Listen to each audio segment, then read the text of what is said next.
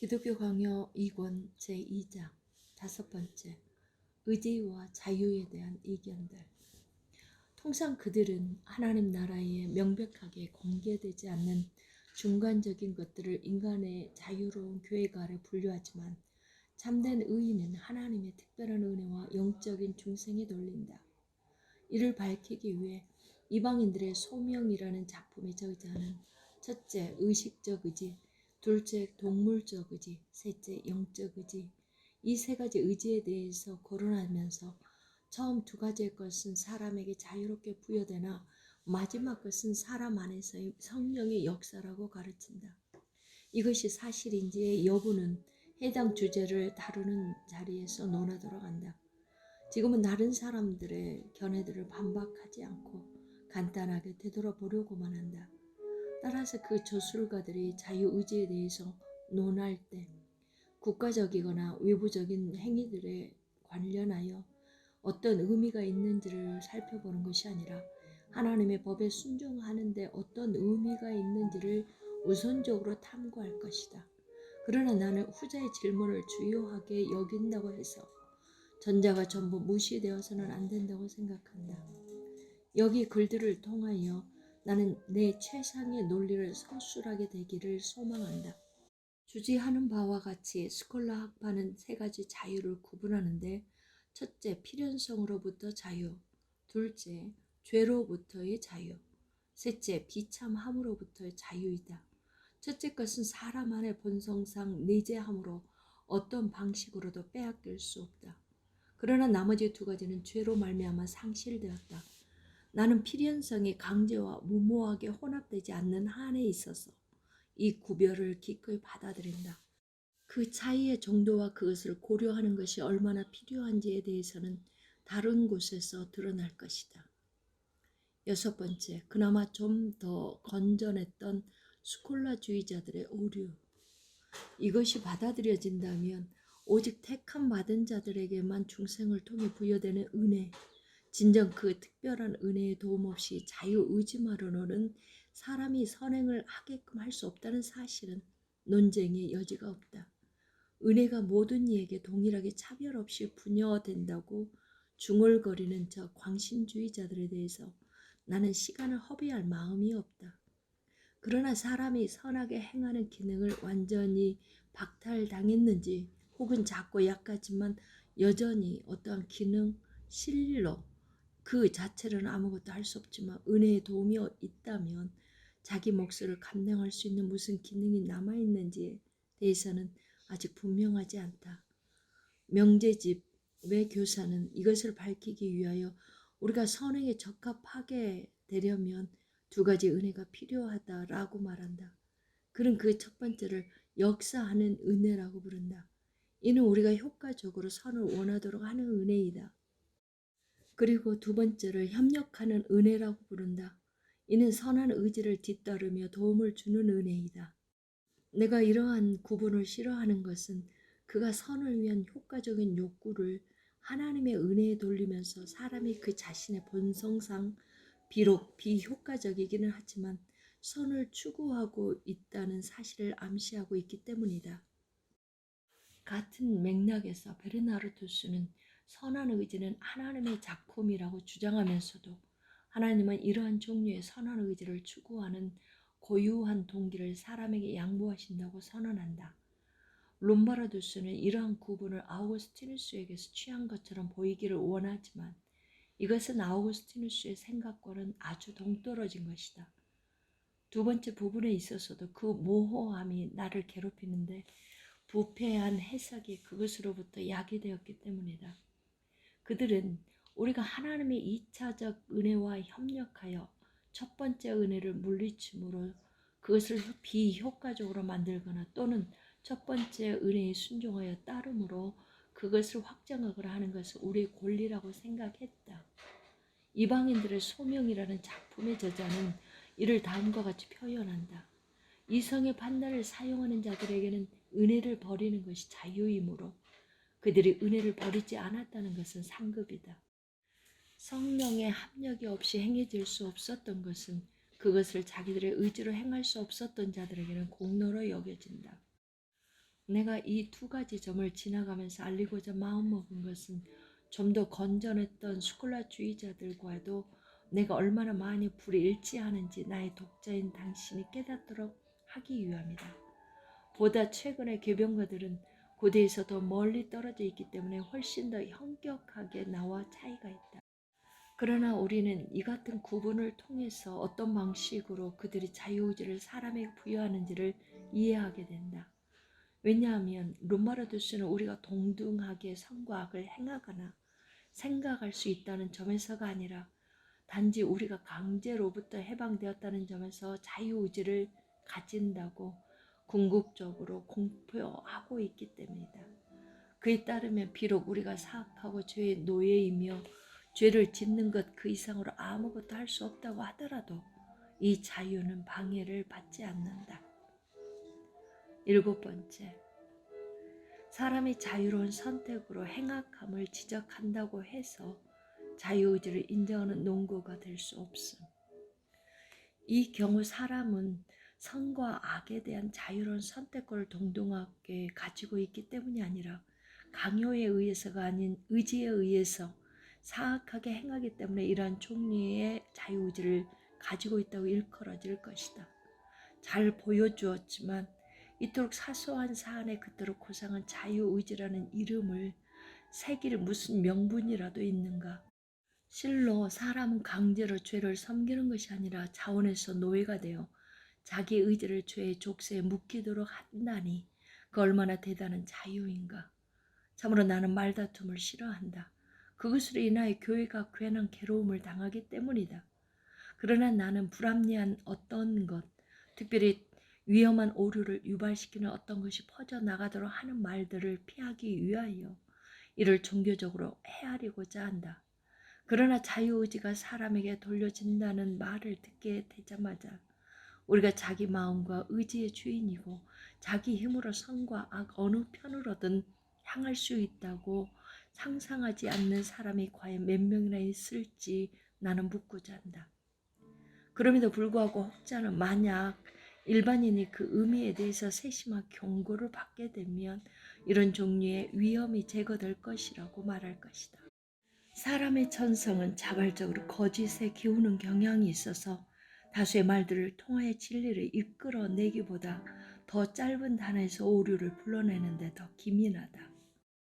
여기에서 우리는 자유의지라는 너무나 짧은 말 한마디를 가지고 기대 이상으로 확실하게 이런 경험을 하게 된다. 저 고대 저자들의 뒤를 이은 계승자들은 거의 모두가 이 단어의 어원에만 집착한 나머지 파멸적인 자기 신뢰로 빠져들고 말았다. 8번째, 타락한 인류에게 은총이 없다면 자유의지가 존재하지 않음. 아우구스티누스의 견해.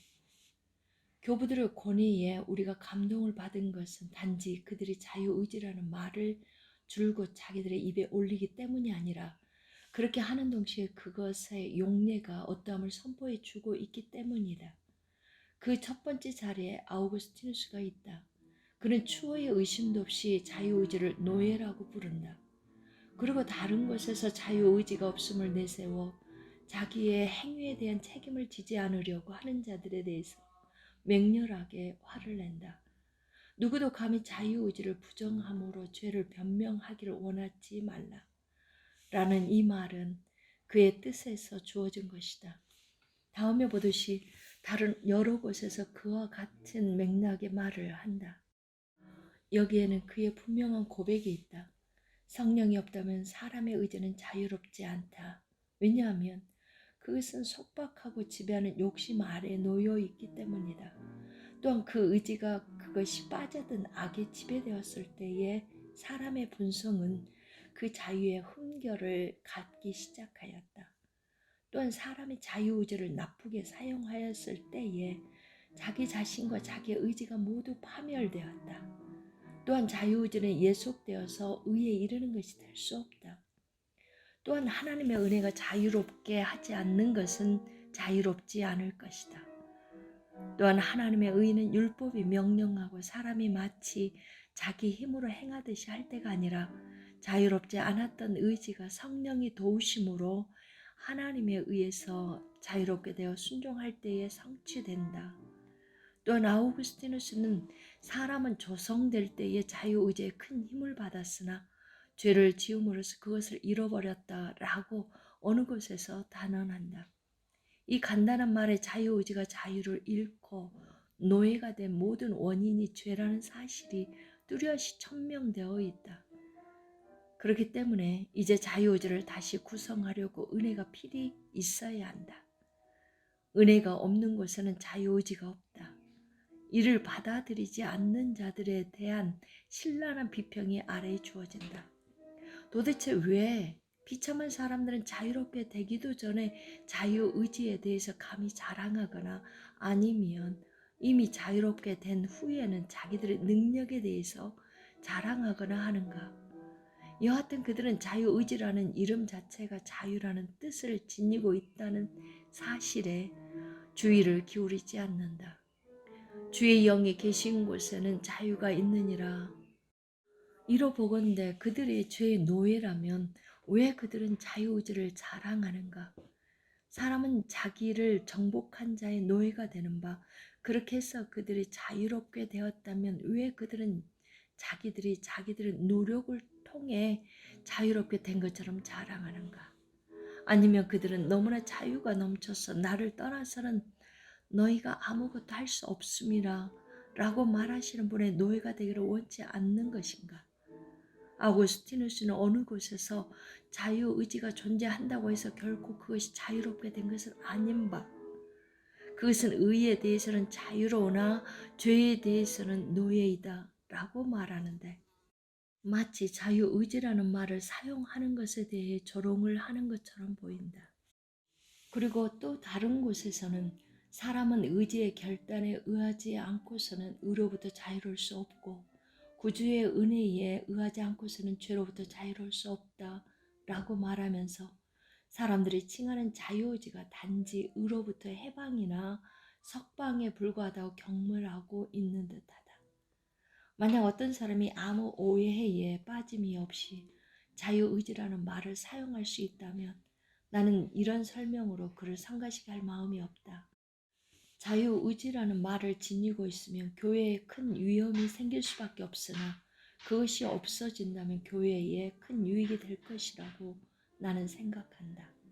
나 자신은 이 말을 사용하지 않기를 바라며 다른 사람들이 나에게 충고를 구한다면 그들 역시 이 말을 멀리하기를 바란다. 9번째, 몇몇 교부들의 자유의지에 대한 올바른 입장. 아우구스티누스를 제외한 모든 교회 저술가는 이 사안에 대해서 너무나 모호하고 다양하게 전하기 때문에 내가 그들의 작품들로부터 어떤 확실한 것도 얻을 수 없다는 나의 고백 때문에 나에 대한 많은 편견이 초래된 듯하다. 어떤 사람들은 내가 마치 자기들을 적과 같이 취급하여 자기들에게서 이 사안에 대한 일체 목소리를 빼앗아 버리기라도 하는 듯이 해석할 것이다. 그러나 나의 뜻은 경건한 사람들에게 단순하고 성실한 충고를 하려는 바람밖에 없었다. 왜냐하면 만약 그들이 이 사안에 대해서 그 저술가들의 견해에 의지한다면 그들은 항상 불확실한 것들 때문에 허우적거릴 것이기 때문이다. 그 저술가들은 그때는 사람이 자유의지의 능력에 손상을 입게 되어 오직 은혜에서만 피난처를 찾는다고 가르치고 지금은 사람에게 각각에 맞는 군장을 갖추게 하거나 그렇게 하는 듯이 보이게 한다. 그럼에도 불구하고 그들이 자기들 언사의 모호함 가운데서도 사람의 능력을 전혀 무시하거나 혹은 거의 높이 평가하지 않고 모든 선행에 대한 공적을 성령께 돌렸다는 사실을 입증하는 것은 어려운 일이 아니다. 이를 분명히 가르치기 위하여 나는 그들의 글 가운데서 몇몇 것들을 여기에 소개하려고 한다. 아우구스티누스가 그렇게 자주 반복한 다음의 말은 키프리아누스가 전하고자 원하는 것과 같은 뜻을 지닌다. 아무것도 우리의 것이 아니니 그 무엇도 자랑해서는 안 된다.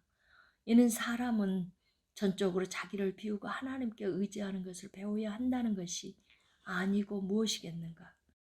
아우구스티누스와 에우케리오스는 생명나무를 그리스도로 해석하여 누구든지 그것에 손을 가 닿으면 살 것이라 하고 선악을 알게 하는 나무를 자유의지로 해석하여 하나님의 은혜를 빼앗긴 채 그것을 맛보려고 하는 자는 죽을 것이라고 말했다.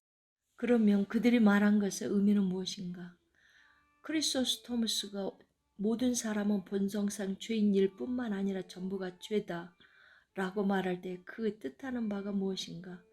만약 우리 안에 어떤 선도 없다면, 만약 머리끝에서 발끝까지 전적으로 죄라면, 만약 우리에게 의지의 기능이 어디까지 힘을 발휘할 수 있는지 시험하는 것이 허락되지 않는다면, 과연 우리 중에 누가 하나님과 사람 사이의 선행에 대한 공적을 나눌 수 있겠는가? 나는 이런 종류의 말을 다른 저자들로부터도 얼마든지 언급할 수 있다. 그러나 내가 나의 목적에 부합하는 것만 선택하고 그것에 일치하지 않는 것은 교묘하게 배제시킨다고 누군가 비난하는 것을 막기 위하여 나는 그런 인정을 삼갈 것이다. 그렇지만 나는 그들이 종종 과도하게 자유의지를 높이는 경우에도 내심 그들이 바라는 목표는 사람을 가르치는 자기 자신의 능력에 대한 확신을 철저히 버리게 하고 그 자신의 힘을 오직 하나님께 맡기도록 가르치는 데 있다는 점을 확실히 말할 수 있다. 이제 나는 사람의 본성에 관한 진리를 간단하게 설명하는 자리로 나아간다.